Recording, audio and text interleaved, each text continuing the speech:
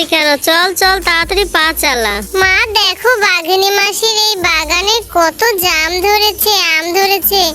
আমার না জাম খেতে খুব ভালো লাগে।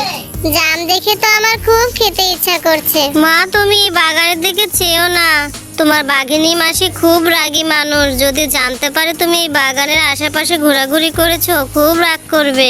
ঠিক আছে মা, আমি আর এই বাগানে আসবো না। কি ব্যাপারটা কি? হ্যাঁ, রোজ রোজ এরকম দেরি করে আসলে চলবে? এবার কিন্তু মাইনে থেকে টাকা কেটে নিব। আর তোমার মেয়েকে রোজ রোজ নিয়ে আসো কেন? আমি দিন না করে দিয়েছি না, ওকে তুমি রোজ রোজ আনবে না? আপনি সবই তো জানেন, আমার মেয়েটা বাড়িতে একা একা থাকে, এখানে আসলে একটু খেলাধুলা করে, তাই তো নিয়ে আসি। প্রতিদিন তো নিয়ে আসো, কোন দিন কোন জিনিসটা আমার ভেঙে ফেলবে? তোমরা কি এই জিনিসের দাম বুঝবে? হ্যাঁ, আমার কত দামি দামি জিনিস। কিছু হবে না, আমি চোখে চোখে রাখবো।